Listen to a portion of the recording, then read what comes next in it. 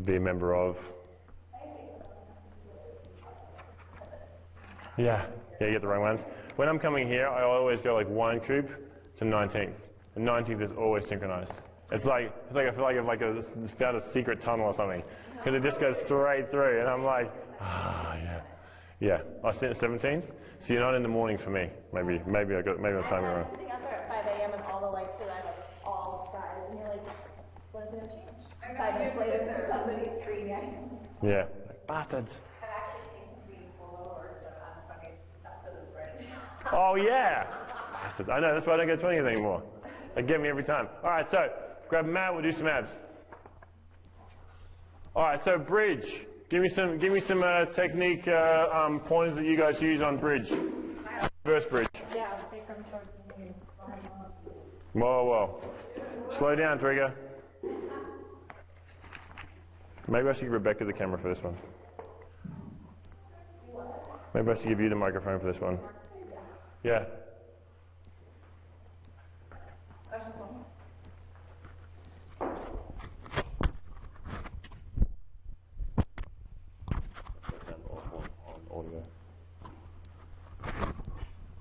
Oh.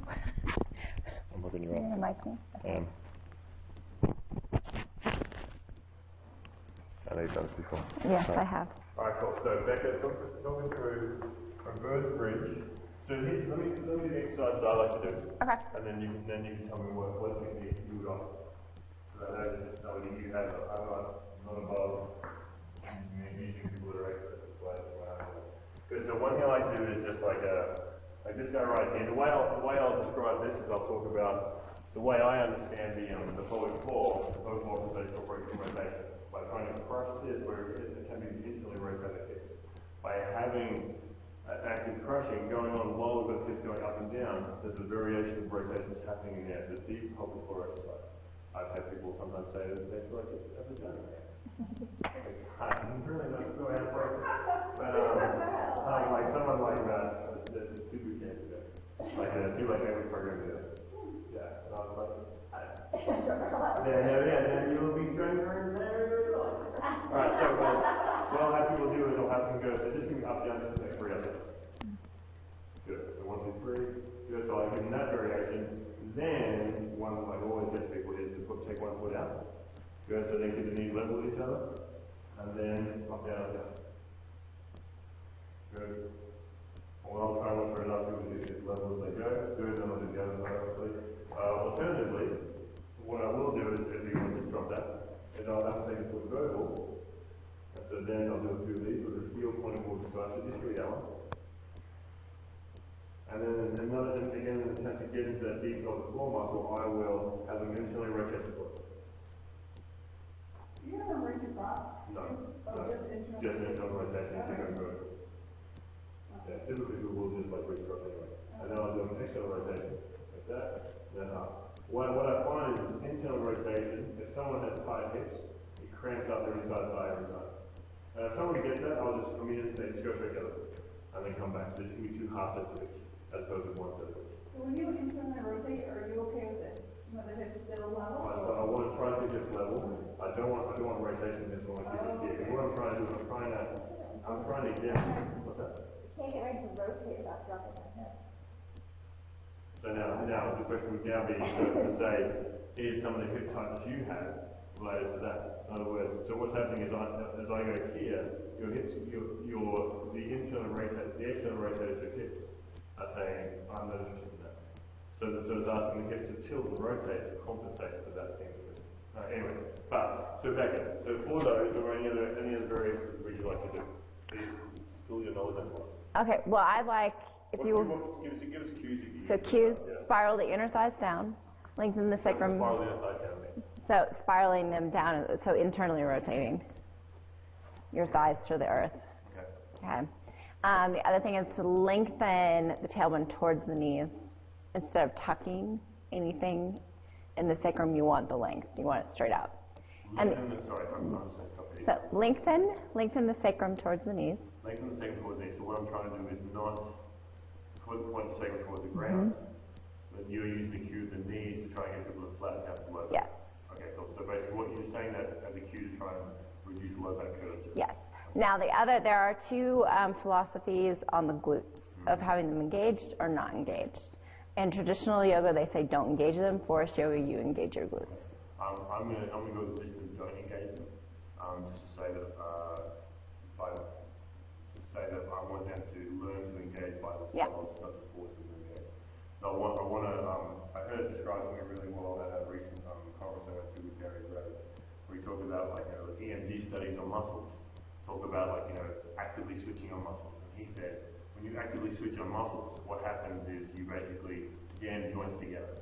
You jam joints together, then all of a sudden the joints are stuck. They're like two people. They're like too many people in an elevator.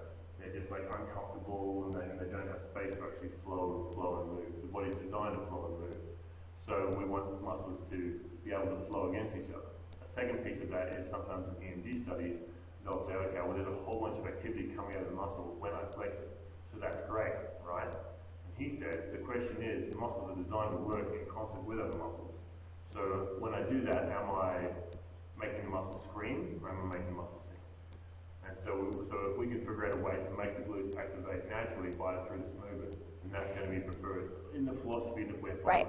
And I actually think by pressing your feet into the ground as you're coming up, your glutes actually turn on. Okay, so what you would use as another cue would be with the weight of the heels. Would you have them actively lift the toes, or just make sure the weight on it? No, just weight in the heel. That's pretty much it. I mean, and then up and down. What sort of technique? Is there anything else you use to try and make sure people have the right technique as they vary? I always connect it to the breath.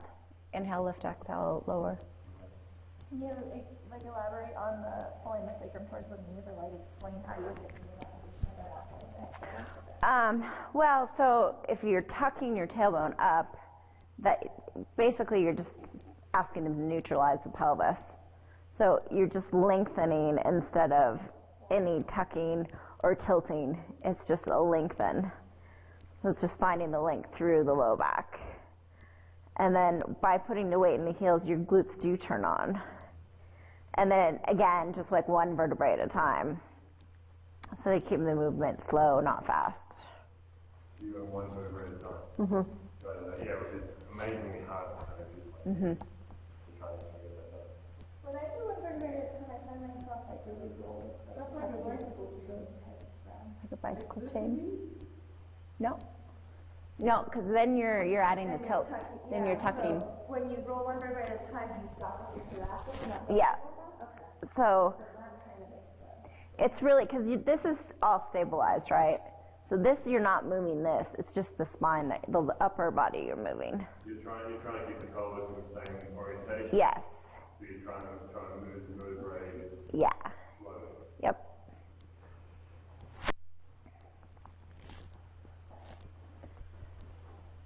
I think similarly, I'll say keep a neutral spine, which so you always, because people don't know your neutral spine. So you tell them, okay, so there's a great tight space between your low back and the mat. So keep your spine, which means maintaining your tailbone. Yeah, so that's what I say. And I say keep that neutral spine throughout the whole time that you're lifting and lowering your head.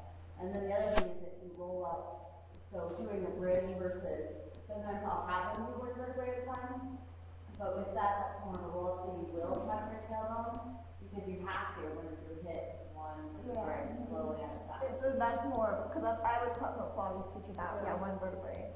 Yeah, and that's more of a roll up than a bridge.